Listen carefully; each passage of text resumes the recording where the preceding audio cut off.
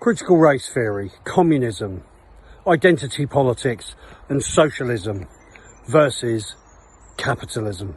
Time for some common sense.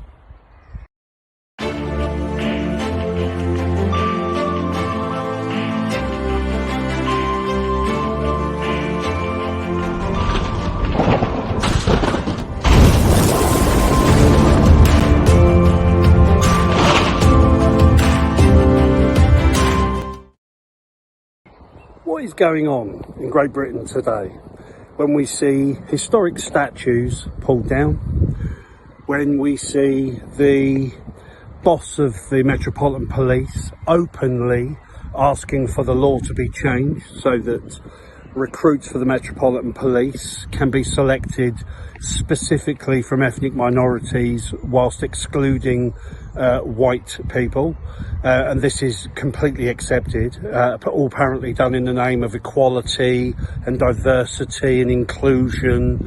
I'm not feeling particularly, I'm not feeling all of those left-wing, far left-wing terminologies, I have to say. What's going on within our education system, within our schools, colleges, universities?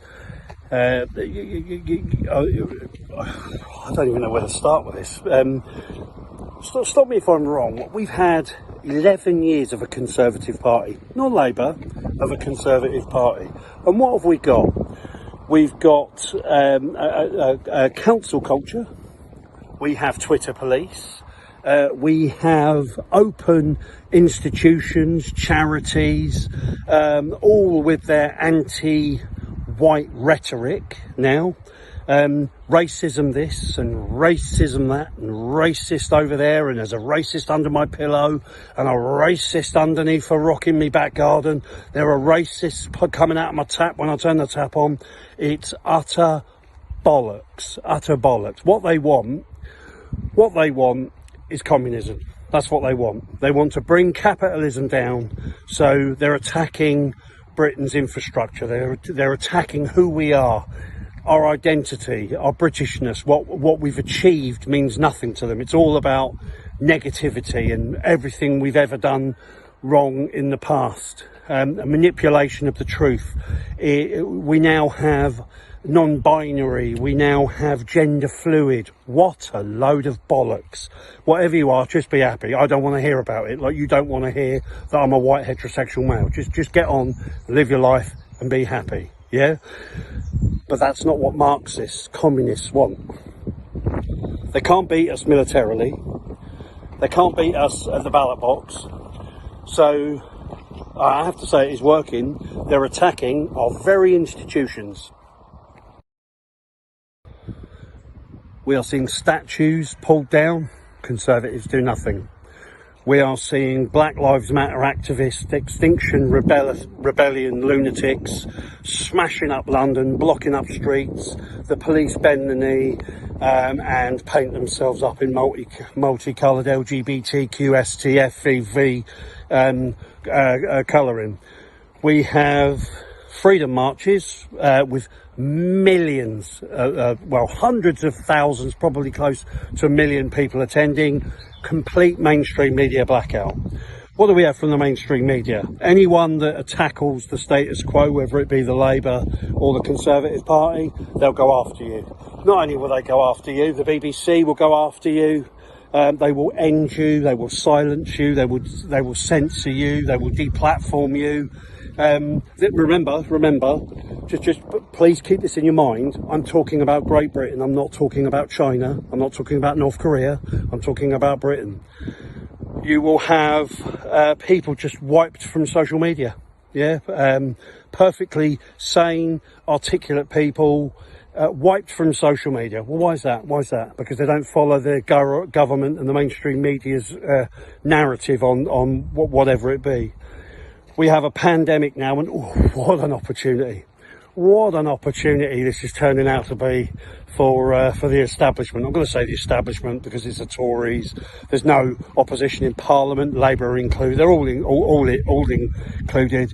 No one's asking any questions. No one's challenging the constant goalpost moving from this fake Conservative government. But look at this is the purpose of this video. Look at what's happening to this country as the far left encroach into every institution, into the metropolitan police forces around the country, with the police crime and commissioners, politicising the police. We have two-tier policing system. I mean, just look on social media. Unfortunately, it happens so regularly. Well, I should say, fortunately, it happens so regularly that Facebook and Twitter can't keep up with the banning of these videos. Something's got to happen. But who have we got to fall back on electorally? No one. The establishment destroyed the UK Independence Party, helped from within as well, sabotage by one Nigel Farage and his little cronies, who then followed him off to the Brexit Party. Again, that's my opinion, backed up with a few little facts I know, but again, you're not here for that. So what is it? What's going to happen to our country? What's going to happen now?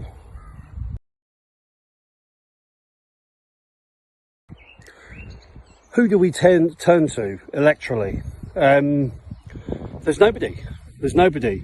So we have a by-election, Batley and Spen, right up in the north of the country, right next to Barnsley Central constituency. And George Galloway, Anne-Marie Waters are standing. Jo Cox's sister, excuse me, I can't remember her name, is standing for the Labour Party. Tories, I've no idea. Who have we got to vote for? Who have we really got to vote for in this country en masse? Every time we've had a PR system, we've had a political party that we can get behind. So in 2014, under PR, the EU elections, the country overwhelmingly voted for the UK Independence Party. Nigel then walked into Catherine Blakelock's Brexit Party, even though he says he started it, but just look, he didn't. It was Catherine Blakelock. 28 MEPs, I believe, in 2019 the Brexit Party got, because the British people had an option to vote under PR for another party. Labour and the Tories, yet again under PR, wiped out. That's very telling, isn't it? That's very telling. Every time that there's been a PR vote in the last decade, the two main parties that are destroying, deconstructing, obliterating Great Britain have been wiped out from the ballot. Wiped from the ballot. But it doesn't make a difference, because it's still going on. It's still happening. It's not going to stop. There's no end in sight.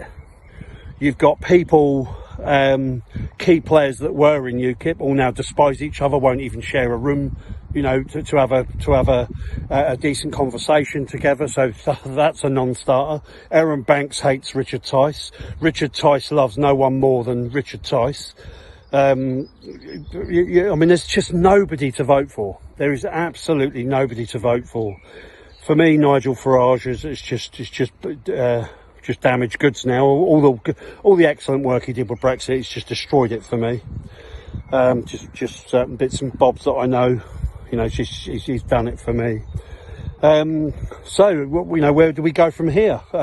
We've got Boris now, who's now married to his Green advisor, Kerry Simmons, and he basically wants to obliterate the UK's economy even further than he has done in the last year by introducing all these green policies that weren't even in his manifesto. That if you look at it economically, I'm listening to economists who saying it's just absolutely unachievable. It can't be done. So is this the new norm? Is this the new norm now? Hands up if you think we're coming out of lockdown in on the 21st of June. Don't hold your breath. Is this the new norm? They let it slip during the first lockdown. We have to get ready for the new norm. Well, what did they know then that they don't know now? No one's dying of COVID. No one's dying of COVID. But rather than hearing the mainstream media and our government telling us that, yeah, things are great, we've done everything that they could ask us to do. No. It's all about new variants.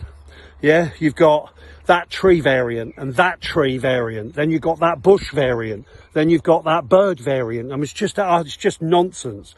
They basically put us in a position that's impossible to ever get out of, because the general public don't really understand how viruses work, how flu viruses work. It's something that we've lived with now for centuries.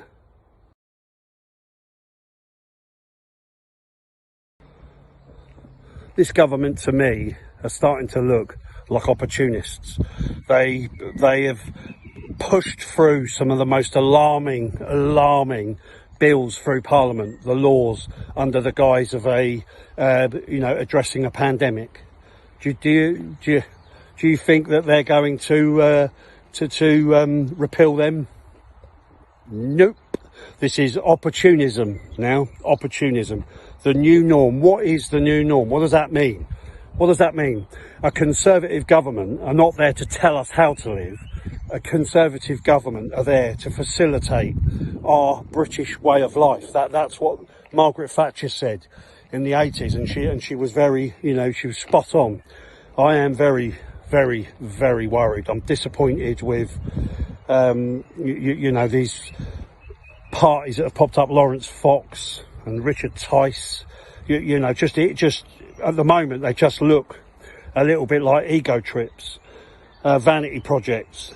They haven't got a clue. They just want rallies, and they just want more likes and more clicks, please.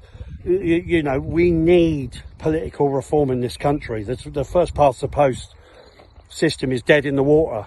And here's the serious bit. Labour and the Tories know it. They know it. Going back to my earlier point, that under 2 PR votes, they've been wiped out. UKIP and the Brexit Party sent them packing, yeah? So they know now that they've almost lost electorally the British public under the current system, because if one political party does show its head and looks serious and looks like it's going to worry about local issues that are unique to every single constituency, the voters will flock. They just need a party to believe in. And I think the Tories, well, I would expect them to know Labour are dead. Who are Labour? 100 genders,